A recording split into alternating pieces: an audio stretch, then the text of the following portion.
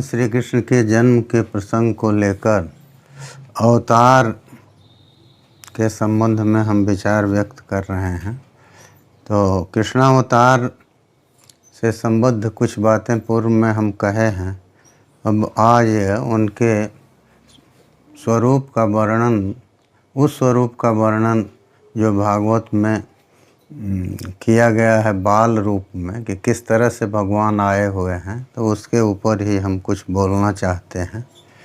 तो देखिए, सबसे पहले वो दिया है कि भगवान का जब जन्म होने को हुआ, जब जन्म होने जा रहा था, तो उस समय सर्वगुणोपेत काल आया है। सर्वगुणोपेत, सर्व का अर्थ क्या है? सभी गुणों से युक्त काल आया। और सर्व शब्द परमात्मा का भी बोधक है, क्योंकि गीता में भगवान को अर्जुन ने कहा ना, सर्वम समाप्नोसि ततोसि सर्वः। आप चूँकि सबको अपने भीतर क्रोढ़ीकृत कर लेते हैं, इसलिए आप सर्व हैं।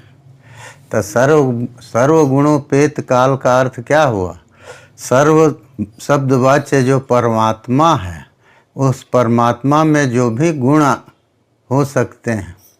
आप जानते हैं परमात्मा जो हैं अनंत गुणों के आश्रय हैं, वस्तुतः अगुण हैं, कोई गुण नहीं है उनमें। और माया की दृष्टि से कहिए तो सभी गुण उन्हीं में हैं। तो सर्व गुणों पे जैसे सभी गुण, वो चाहे अनुरोधी गुण हो या विरोधी गुण हो। अनुरोधी गुण का अर्थ है कि कुछ ऐसे गुण जो एक साथ साथ रह सकते हैं, और विरोधी गुण जो कि एक साथ नहीं रह सकते। जैसे दिन का गुण है प्रकाश से युक्त होना, रात्रि का युक्त है प्रकाशाभाव या अंधकार से युक्त होना, लेकिन वो दोनों ही उस समय आते हैं। इसीलिए भगवान के जन्म के समय, इसीलिए वो सर्वगुणोपेत काल है। और वह परम शोभन भी है, क्योंकि वही जो है वह परमात्मा को बहुत ही अच्छा लगने वाला काल है, क्योंकि उनके सभी भक्त या उनके द्वारा रचित संपूर्ण सृष्टि उस काल में उनके स्वागत के लिए प्रसन्नता से उद्यत हो रही है। तो इसीलिए वो कह रहे हैं कि ऐसा काल आया जो परम शोभन है। और कौन सा काल आया? तो कहा जर्हे वाजन जन्मर्क्षम।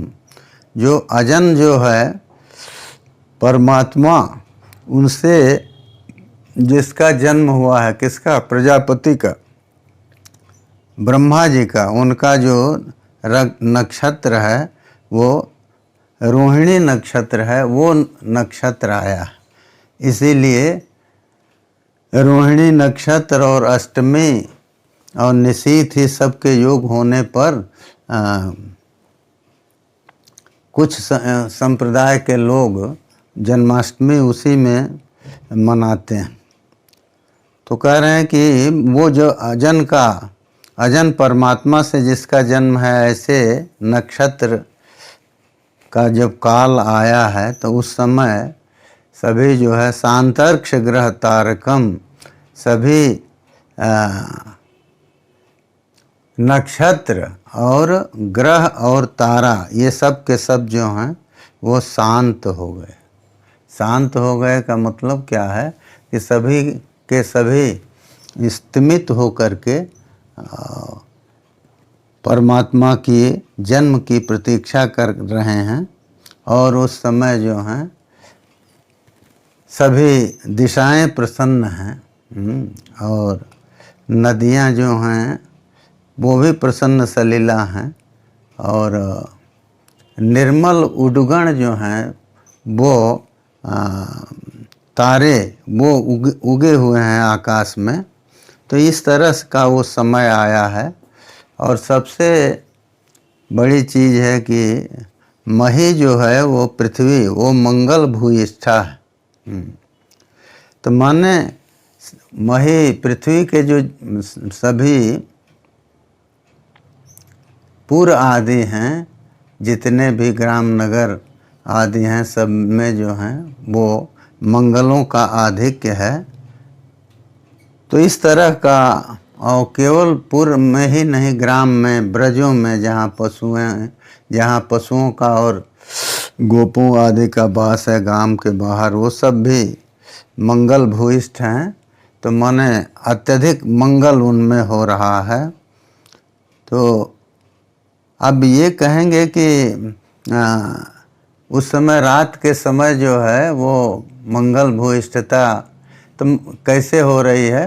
तो देखिए वो आगे आता है ना, मनान से आसन प्रसन्ना नहीं, मन जो हैं वो साधु नाम असुरद्रुहम, साधु जो हैं जो असुरद्रुह हैं, असुरों से द्रोह करने वाले हैं, उनके मन प्रसन्न है। तो मनान से आसन प्रसन्ना नहीं, तो मन जो हैं वो प्रसन्न है। तो ये तो मंगल का ही चिन्ह है ना। तो मनान से आसन प्रसन्ना नहीं साधु नाम असुरद्रुहाम। तो जाय माने जने तस्मिन नेदुर दुंदुभयो देवी, अजन जो परमात्मा है, तो नास्ति जनि जन्म जस्य, जिसका जन्म नहीं है। तो वो परमात्मा जब इस समय उत्पन्न हो रहा है, जायमान हो रहा है, तो जो अजन है वो उसके उत्पत्ति कैसे होगी? माया से होगी। इसीलिए भगवान गीता में कहते हैं, प्रकृतिम स्वाम अधिष्ठाय संभवाम्यात्म माया। कहते हैं कि हम अपनी प्रकृति को नियंत्रित करके अपनी माया से उत्पन्न होते हैं। प्रकृति को अपने बस में करके तो अपनी माया से उत्पन्न होते हैं। तो ये माया से जो जन्म होगा वो कैसा होगा? जैसे मायावी जितनी चीज़ें दिखलाता है, माया के द्वारा जो भी हमको दिखाई देता है कि वो किसी का सिर काट दिया, किसी की बाँह काट दिया, तो वो सब कुछ झूठा होता है। उसी तरह से अजन का जो जन्म है वो भी जन्म की तरह है, वस्तुतः जन्म नहीं है, जन्म की तरह वो प्रतीत हो रहा है। तो इसलिए कह रहे हैं कि उस समय नेदुर दुंदुभयो दिवी, आकाश में दुंदुभी बज रही है। अब ये कहें कि देवताओं ने दुंदुभी बजाया तो ठीक है, दुंदुभी को बजाने वाला कोई चाहिए, लेकिन जैसे आगे दिया है कि अग्नयश्च द्विजाति नाम, जो द्विजातियों की अग्नि है, ब्राह्मण क्षत्रिय वैश्य जो अग्निहोत्र करते हैं, उनकी जो अग्नि अचानक उद्दीप्त हो गई है उस काल में। भगवान का जब जन्म होने को हो रहा है, तो उस समय के नज़दीक आने पर, सन्निकट आने पर, अग्नयश्च द्विजाति नाम शांतास तत्र समिंधत, वो अग्नि जो है शांत है। शाम को अग्निहोत्र का हवन हो गया, उसके बाद अग्नि जो है शांत है, लेकिन अचानक उनमें दीप्ति आ जाती है। शांतास तत्र समिंधत। तो यदि द्विजातियों की अग्नि संबिद्ध हो सकती है, वो जो है उस अच्छी तरह से उसमें दीप्ति आ सकती है और ज्वाला आ सकती है, तो दुंदुभी यदि आकाश में स्वयं बजने लगती है तो इसमें भी कोई आश्चर्य नहीं है। इसीलिए दिया नेदुर दुंदुभयो देवी, दुंदुभी जो है आकाश में वो बजने लगी। और ये कहें कि किसी ने बजाया, तो यदि ऐसा होता तो बजाने वालों का नाम भी देते, लेकिन आगे तो कहते ही हैं जगुह किन्नर गंधर्वा, किन्नर जो हैं और गंधर्व जो हैं वो गायन करने लगे, भगवत संबंधी स्तोत्र स्तुति आदि का गायन करने लगे। और तुष्टुवो सिद्धचारणा, सिद्धचारण लोग जो हैं वो स्तुति करने लगे। विद्याधरी और अप्सराएं वो नाचने लगी। और मुमुचुर मुनयो देवासु मनांसी मुदान्विता, मुनि और देवता लोग वो आकाश से पुष्प की वृष्टि कर रहे हैं, लेकिन दुंदुभी को बजाने वाले कौन है ये नहीं कहा। और मंदम मंदम जलधरा, जलधर जो हैं वो जगरजुर अनुसागरम, सागर की ओर, सागर के समीप अथवा उस दिशा में जिस दिशा में सागर है तो उधर जो है वो मंद मंद वो गर्जना कर रहे हैं। क्योंकि यदि अभी थोड़ी देर में आप देखेंगे वर्णन आएगा कि जब वसुदेव जी लेकर के भगवान कृष्ण को चले हैं उसके गोकुल के लिए, तो उस समय वृष्टि हो रही थी। तो वृष्टि हो रही थी तो उसके लिए तो बादल की ज़रूरत है। तो बादल अगर एकदम समुद्र के पास है तो वहाँ से इतनी जल्दी कैसे आएगा। तो ये कहना चाहिए कि जिस दिशा में समुद्र है मथुरा से, उस दिशा में ही वो अनु जो है वो लक्षण अर्थ में है। तो उस जलधर जो है वो सागर की जिस दिशा में है उस दिशा की ओर बादल हैं और वो मंद मंद गर्जना कर रहे हैं, मानो सागर की उताल तरंगों के जो शब्द हैं उनको लेकर के भगवान की अगवानी में, भगवान के स्वागत के लिए वो भी अपने शब्द को बादलों के माध्यम से प्रेषित कर रहे हों। तो इसीलिए दिया कि जगरजुर अनुसागरम। और अब निशीथे तमुद्भूते जायमाने जनार्दने जो दिया है, तब यहाँ पहले तो जायमाने जने तस्मिन कह दिए कि परमात्मा, अजन परमात्मा जब उत्पन्न होने जा रहे हैं तो ये स्थिति बन रही है। तो वहाँ जायमाने ये वर्तमान काल का प्रयोग है। तो वर्तमान का प्रयोग आप जानते हैं, समीप में जो भविष्य है और समीप में जो भूत है, दोनों के लिए वर्तमान काल का प्रयोग होता है। तो इसलिए जायमाने जने तस्मिन, तस्मिन अजने जायमाने, वो जो परमात्मा अजन्मा परमात्मा है उसके जन्म लेने के समय ये स्थिति आई है कि बादल शब्द करने लगे और अग्नि जो है दीप्त हो गई। ये सब चीज़ें उस समय हो रही हैं। लेकिन अब पुनः जो कह रहे हैं कि जायमाने जनार्दने निशीथे तमोद्भूते जायमाने जनार्दने, निशीथ में जब उद्भूत तम है, बहुत उद्गतन तमः अथवा उत्कृष्टन तमः, तो उद्भूतन तमः, तो वो तम जब उद्भूत है, बहुत ही प्रवृद्ध है, बहुत गाढ़ा अंधकार हो चुका है, तो अब उसमें फिर जायमाने जनार्दने फिर कहे तो पुनरुक्ति ना हो, इसलिए उसका अर्थ टीकाकारों ने ये कर दिया है कि जब वो तम इतना बढ़ गया जबकि वो जनार्दन बनने लगा। जनार्दन माने जनों को पीड़ा देने वाला, तो लोगों को पीड़ित करने वाला जब वो हो रहा है, तो भगवान तो पहले ही कह चुके हैं, भगवान अपि विश्वात्मा भक्ता नाम अभयंकर, भगवान जो हैं विश्वात्मा हैं और वो भक्तों के लिए अभय करने वाले हैं। तो उन्होंने वो जब समझ लिया, वो तो सब कुछ समझ रहे हैं कि ये भक्तों को इससे पीड़ा हो रही है, ये तम जो है, ये अंधकार जो है पीड़ा दे रहा है। तो उस समय देवक्याम देव रूपिण्याम विष्णु सर्व गुहाशय। तो देखिए दो स्थिति बनती है, जब वो उनके भक्त के रूप में केवल हम आप ही नहीं हैं, माता देवकी भी उनके भक्त के रूप में ही हैं। तो वो सबसे पहले इस प्रसंग में, जो अवतार के प्रसंग में सन्निकट भक्त हैं माता देवकी जी, तो उनके भीतर आविर्भूत हो जाते हैं, आविरासित।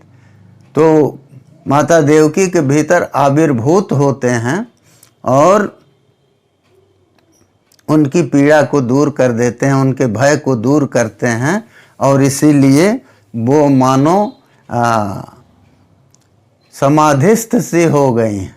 क्योंकि आगे जो वर्णन है उसमें ये है कि वसुदेव जी ने पहले उनको देखा और स्तुति किया, माता देवकी बाद में स्तुति करती हैं। तो आखिर क्या स्थिति हुई? वो कई जन्मों से जो अभिलषित पदार्थ है, भगवान को अपने पुत्र के रूप में देखना चाहती हैं, तो वो इस समय पूर्ण हो रहा है। भगवान जो है उनके भीतर पूर्ण लक्षणों से युक्त, जैसा कि आगे वर्णन किया है, तो वो चतुर्भुज रूप में वहीं प्रकट हो गए।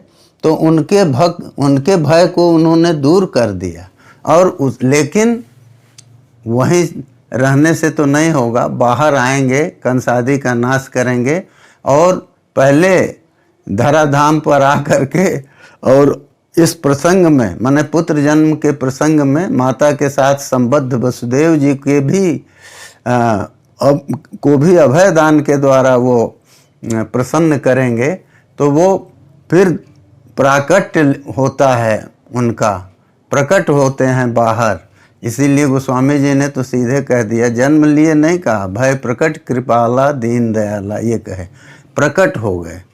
और यहाँ भी दिया आविरासित, देवकी में वो आविर्भूत हुए।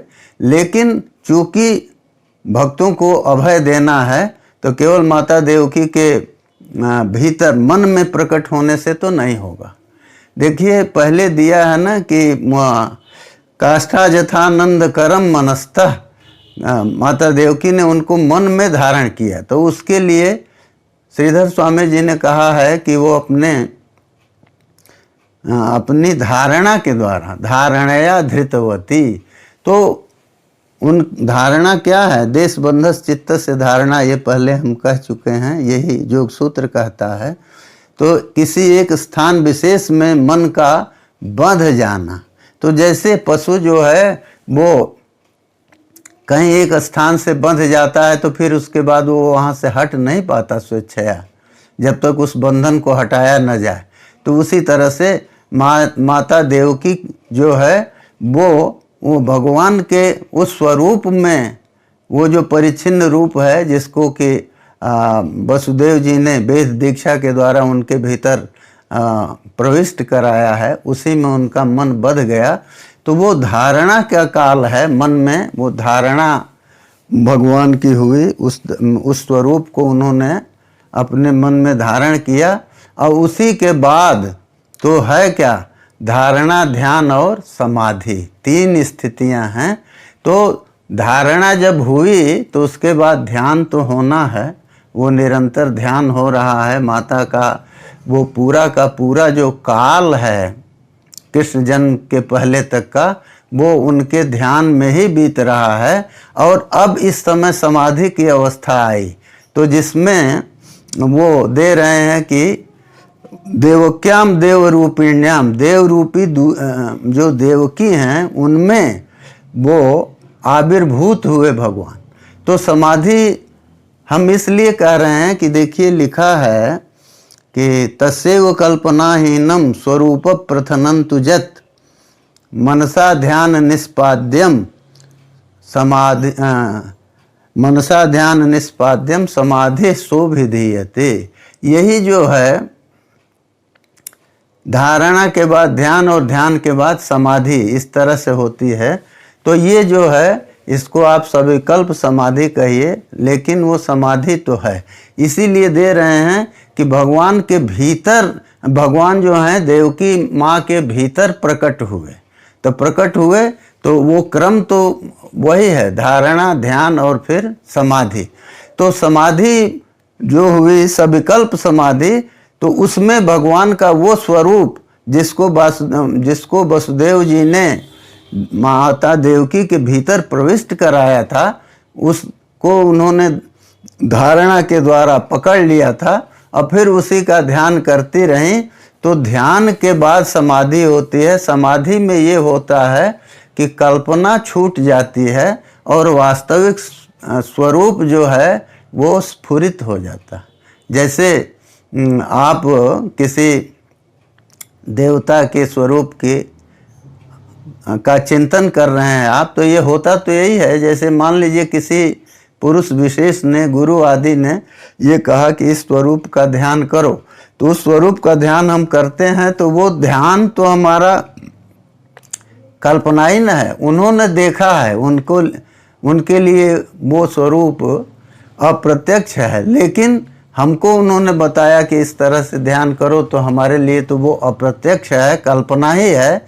लेकिन जब ध्यान हम करते हैं तो ध्यान करते करते समाधि की स्थिति आती है, तो उसी को कहा है तस्यैव कल्पनाहीनम, तस्यैव माने ध्येयस्यैव, जिसका हम ध्यान कर रहे हैं उसी का जो कल्पनाहीन स्वरूप प्रथनंतु जत, उसका वो कल्पनाहीन स्वरूप का प्रथन होता है, विस्तार होता है, माने मन जो है वो तद्रूप में हो जाता। इसीलिए आगे कहा मनसा ध्यान निष्पाद्यम, मन के द्वारा जो हम ध्यान कर रहे हैं उससे ये स्वरूप प्रथन निष्पाद्य है, इसकी निष्पत्ति वो ध्यान ही करता है। तो माने ये भगवान का स्वरूप जो आया वो उस धारणा के अनंतर होने वाले ध्यान से निष्पन्न स्वरूप आया, इसीलिए भगवान आविर्भूत हुए। ये तो कहा देवक्याम देवरूपिण्याम आविरासीत, देवकी जो देव रूपिणी हैं उसमें वो भगवान आविर्भूत हुए। तो आविर्भूत हुए कारण क्या हुआ? माता देवकी का वो स्वरूप, माता देवकी की वो निष्ठा, माता देवकी का वो निरंतर ध्यान, तो उससे वो समाधि में चली गई, और उस समाधि में तो वो पूरा का पूरा स्वरूप आता है। इसीलिए वो उस स्वरूप को जो बाहर दिखाई दे रहा है, तो भीतर समाधि में उनके भगवान प्रकट हुए, लेकिन उतने से भक्तों का अभय तो वो नहीं कर पाएंगे। अभी तो भक्त बाहर तो जब तक नहीं आते तब तक वसुदेव जी का भी भय दूर नहीं होगा, तो वो बाहर आते हैं, बाहर प्रकट होते हैं। आना क्या है, उनकी समाधि तो अब जब तक है तब तक वो उस स्वरूप का आनंद वहाँ लेती रहेंगी। इसीलिए माता देवकी वहाँ समाधि में मग्न हैं, और बाहर वसुदेव जी ही पहले देखते हैं और वो उनकी स्तुति भी करते हैं। और फिर जब माता देवकी का ध्यान टूटता है, समाधि टूटती है, तब वो देखती हैं बालक को। इसीलिए वहाँ दिया है अथैनम आत्मजम वीक्ष्य, तो वहाँ जो है एतत् शब्द का प्रयोग किया है। अथैनम आत्मजम वीक्ष्य महापुरुष विग्रहम, तो महापुरुष लक्षणम देवकी तम उपाधावत कंसाद भीता शुचिस्मिता। तो महापुरुष लक्षण वाले उस आत्मज को जब उन्होंने देखा, तो अब देखिए नेत्र का संबंध आ रहा, ईक्ष दर्शनांक नयो है। तो वीक्ष माने विशेषेण ईक्षित्वा, विशेष रूप से जब उन्होंने उनको देखा, तो माने समाधि से विरत हो रहे हैं। अभी आप कहेंगे कि समाधि से विरत कैसे हो गए, तो देखिए इसका तो कोई काल नियत नहीं है। जितने देर तक भगवान तो सब चीज़ों में कारण होते हैं, तो जितनी देर तक उनकी इच्छा रही उतनी देर तक तो उन्होंने समाधि में अपने स्वरूप को दिखा करके माता देवकी को आनंदित किया। और फिर जब उनके समाधि से विरत होने का अवसर आया, तो उस स्वरूप को वहाँ से तिरोहित किया, तो समाधि टूटी। तो फिर वो बाहर उसी रूप में उनको देखती हैं। जैसे हमने पहले कहा था कि ध्रुव को ये दोनों चीज़ें एक साथ दिखाई दी हैं। पहले वो समाधि में दर्शन कर रहे थे, और फिर जब भीतर से अपने स्वरूप को भगवान ने तिरोहित कर दिया, तब वो बाहर जो हैं बहिस्थितम तदवस्थम ददर्श, बाहर भी उसी रूप में स्थित भगवान को उन्होंने देखा। तो अब बाहर जो है वो वसुदेव जी को दिखाई देते हैं और वसुदेव जी उनकी स्तुति भी करते हैं। तो वो कौन सा स्वरूप वसुदेव जी देखते हैं उसका वर्णन करते हुए भागवतकार ने कहा है, तमद्भुतम बालकम अम्बुजे क्षणम, कह रहे हैं कि वो अद्भुत बालक है। अद्भुत बालक का अर्थ क्या है? वो आश्चर्यमय है। तो आश्चर्यमय है तो संपूर्ण आश्चर्य तो वही है। इसीलिए वो भागवत में एक जगह कहा है, मामंस्था ह्यैतदाश्चर्यम सर्वाश्चर्यमये हरौ। हरि जो हैं सर्वाश्चर्यमय ही हैं। क्यों सर्वाश्चर्यमय क्यों हैं? तो देखिए हरि किसको कहते हैं? हरत इति हरि, जो हरण करता है। तो वो हरत इति हरि कह करके ये बताए कि ये भगवान का सोपाधिक रूप है। सोपाधिक रूप ही उसी में जो है हरणादि कर्तृत्व ये सब कुछ जाएगा। और निर्बाधिक रूप जो है वो तो केवलानुभवानंद स्वरूप सर्वबुद्धि दृक्, इस वाक्य के द्वारा वसुदेव जी ने स्पष्ट कर ही दिया है। वसुदेव जी ने स्तुति में अपने कहा ना, विदितोसि भगवान साक्षात पुरुषः प्रकृते परः। तो प्रकृति से पर हैं आप, और केवल अनुभव रूप हैं, आनंद रूप हैं और सभी बुद्धियों के, सभी ज्ञानों के साक्षी हैं। तो भगवान जो है वो सोपाधिक रूप में उत्पन्न तो होते हैं, लेकिन वो स्वरूप कैसा होता है तो उसको कहते हैं कि वो बालक जो है अद्भुत है, आश्चर्यमय है। और कैसे हैं? तो अम्बुजेक्षण है, अम्बुज कमल की तरह, प्रफुल्ल कमल की तरह उनके नेत्र। तो बच्चों के नेत्र सामान्यतः जन्म के समय वो बंद रहते हैं, लेकिन ये प्रफुल्ल अम्बुज की तरह उनके नेत्र खुले हुए हैं। तो यही दे रहे हैं अम्बुजेक्षणम। तो वो आश्चर्य कैसे, अद्भुत कैसे हैं, यही बतला रहे हैं अम्बुजेक्षणम से। और दूसरा आश्चर्यमय होने का कारण बताए चतुर्भुजम, चतुर्भुज वो हैं। सभी बालक द्विभुज होते हैं, वो चतुर्भुज रूप में आए हैं। और स्वयं कहते भी हैं, एतद् वाम दर्शितम रूपम प्राग्जन्म स्मरणाय वै।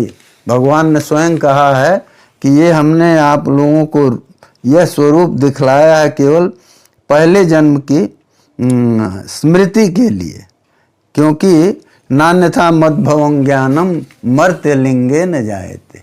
मर्त्य लिंग केवल रहेंगे, मनुष्य को बताने वाले जो चिन्ह हैं, 2 बाँह 2 हाथ, 2 पैर 2 हाथ इत्यादि, तो उनके द्वारा केवल हम चतुर्भुज परमात्मा हैं ये ज्ञान नहीं हो पाएगा। इसीलिए उन्होंने कहा कि हम चतुर्भुज रूप में आए हैं।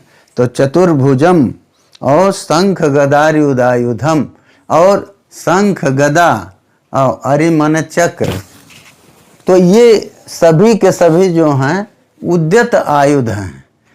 तो ये कहें कि पद्म का उल्लेख नहीं किया, तो नहीं, ये चारों जो हैं 4 भुजाएं हैं। तो चारों भुजाओं में शंख गदा और चक्र को दे दिए, तो एक हाथ में कमल भी विद्यमान है। तो इसलिए कहे कि ये उदायुधम दिया।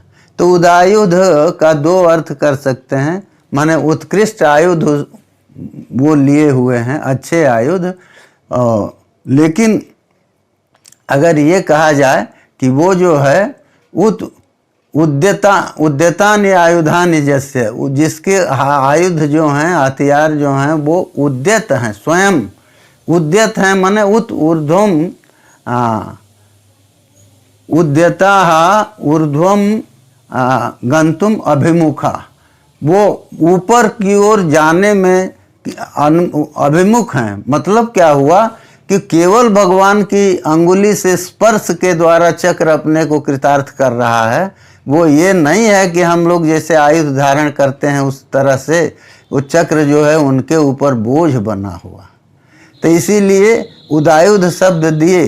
केवल यही नहीं है, शंख चक्र और तीनों आयुध जिनका नाम लिया, शंख गदायुधायुधम, शंख गदा और अरि चक्र, ये तीनों के तीनों उदायुध हैं। माने तीनों केवल स्वयं, ये तो चेतन है ना, तो आप स्वयं ऊपर अपने को संभाले हुए हैं। भगवान के मंगलमय विग्रह से केवल स्पर्श करके अपने को कृतार्थ कर रहे हैं, और ये नहीं है कि वो बोझ बने हुए हैं वहाँ।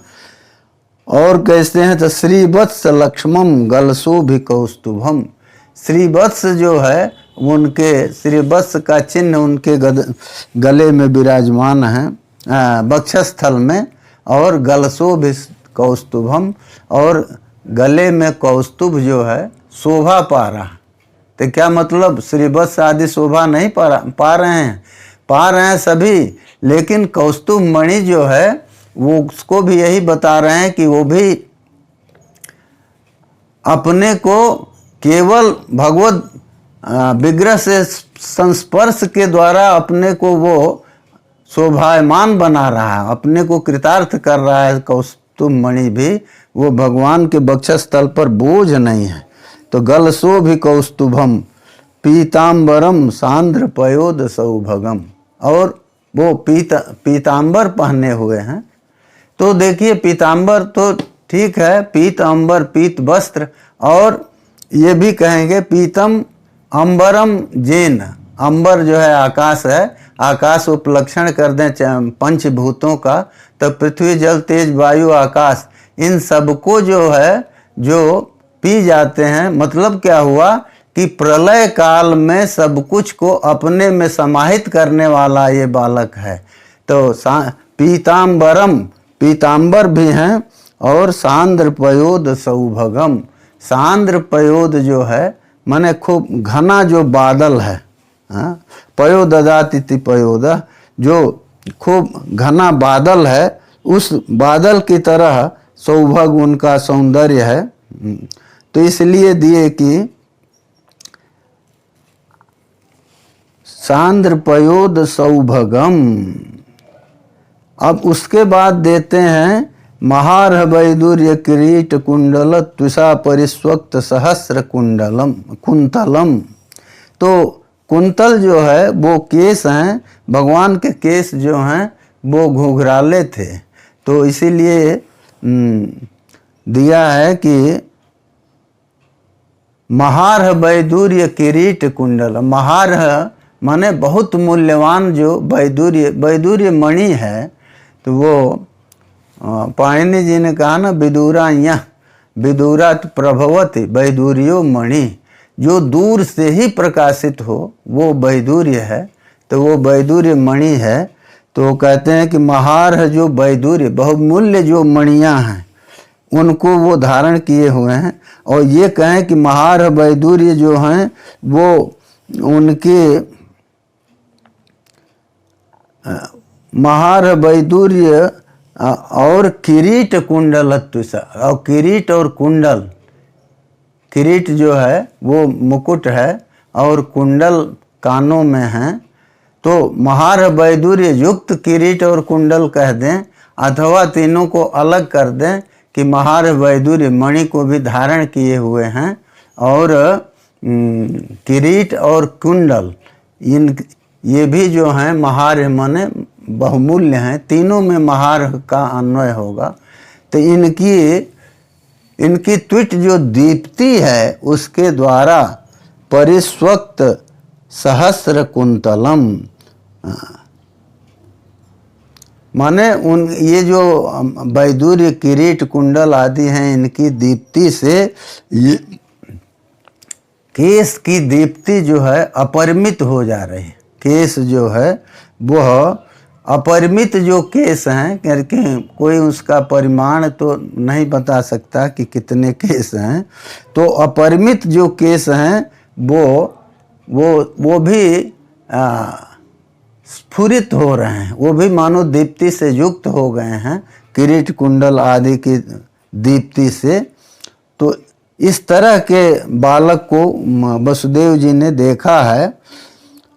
और आगे देते हैं, उद्दाम कांचन गदकं कर्णादिभिर विरोच मानम। कहते हैं कि इतना ही नहीं है, उद्दाम जो कांची है, उद्दाम कांची का अर्थ क्या है कि ऐसी कांची करधनी जो कि बहुत ही दीप्तिमती है। और दूसरा ये कर देंगे, उद्गतम दाम बंधनम जस्या, जिसका बंधन उद्गत हो गया, माने जो भगवान के कटी देश में भी वजन के रूप में नहीं आ रही, केवल स्पर्श के द्वारा उनको अपने को कृतार्थ कर रही है, उनके बपू की शोभा से अपने को वो जो है वो शोभा युक्त बना रही है। तो इसलिए उद्दाम जो कांची है और अन्य जो कांची अंगद और कंकण, अंगद आभूषण है, तो वो भी जो है वो बाँह पर शोभा दे रहा है, और कंकण है हाथ में, वो भी शोभा दे रहा है। तो इन सब से युक्त होके विरोचमानम वसुदेव ऐक्षत, वो बालक जो हैं इन सब से विशेष रूप से दीप्ति को प्राप्त कर रहे हैं, शोभा को प्राप्त कर रहे हैं। तो देखिए यही है, इनके सबके सानिध्य में भगवान की शोभा और बढ़ जा रही है, और बालक जो है वो अद्भुत है, ये भी इससे पुष्ट हो रहा है, क्योंकि कोई भी आभूषण उनके शरीर पर आश्रित नहीं है, वो केवल स्पर्श सुख का अनुभव करते हुए वो लोग भी जो हैं अपने को आनंदित कर रहे हैं। इसीलिए ये यदि कहेंगे कि इन कांची अंगद किरीट कुंडल आदि के साथ विरोचमानम, इनके साथ विशेष रूप से दीप्ति को वो प्राप्त कर रहे हैं। तो इनके साथ विशेष रूप से दीप्ति को प्राप्त होने का क्या मतलब है? सामान्यतः कोई भी व्यक्ति या कोई भी बालक अगर इन आभूषणों को और इन आयुधों को धारण करे तो वो सब के सब उसके ऊपर बोझ होंगे, वो उनका जो गुरुत्व है उसको उनका शरीर ही सहन करेगा। लेकिन यहाँ ऐसी स्थिति नहीं है, वो स्वयं स्पर्श के द्वारा अपने को आनंदित कर रहे हैं, और उनकी शोभा और भगवान की शोभा उससे और भी बढ़ जाती है। भगवान का अद्भुतत्व जो है कि भगवान अद्भुत हैं, तो ये बालक अद्भुत है, ये इससे और पुष्ट हो जाता है कि ऐसा बालक है जिसके शरीर से स्पर्श करके, और ये जो भगवान विष्णु के आयुध हैं वो भी अपने को कृतार्थ समझ रहे हैं। क्या मतलब हुआ? क्या भगवान विष्णु के साथ उनके सानिध्य में उनके अंग स्पर्श से इतने दिन तक आनंद प्राप्त करने के बाद भी इनकी इच्छा पूरी नहीं हुई? तो ये पुनः इस रूप में आने पर भी भगवान के और उसको जो है अपने उस स्पर्श सुख को छोड़ना नहीं चाहते। तो मतलब यही है कि ये बालक जो है वो सीधा सीधा बालक की आकृति दिखाई दे रही है, लेकिन ये विष्णु ही हैं, क्योंकि नित्य सानिध्य जो है इन आयुधों का वो विष्णु के ही साथ होता है। तो वो सानिध्य अगर इस बालक के साथ है तो ये विष्णु ही हैं। और इसीलिए श्रीधर स्वामी ने कहा है कि अद्भुतत्व हेतु गर्भाणि विशेषणानि अंबुजेक्षणम इत्यादि ने।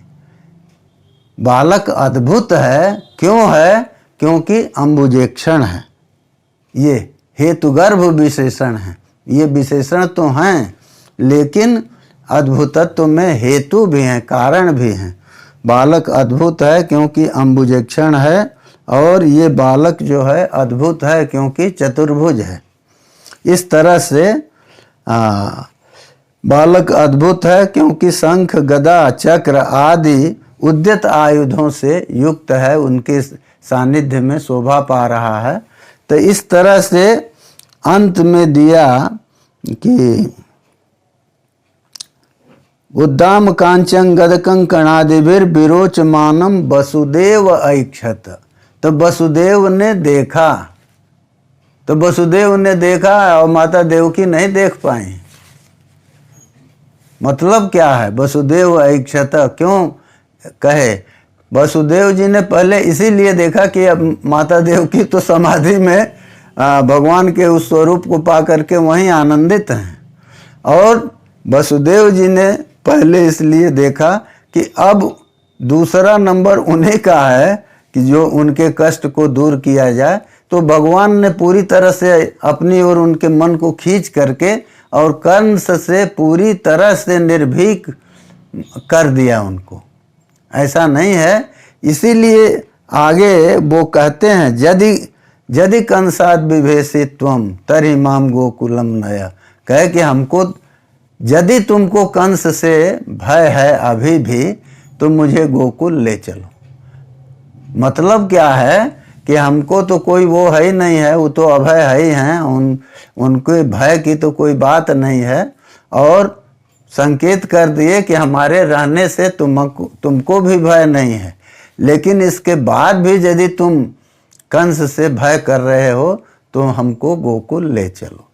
तो ये भगवान के जन्म का प्रसंग हमने आपको सुनाया। और पुनः आगे जो है इसके ऊपर कुछ और बातें कहने का प्रयास करेंगे।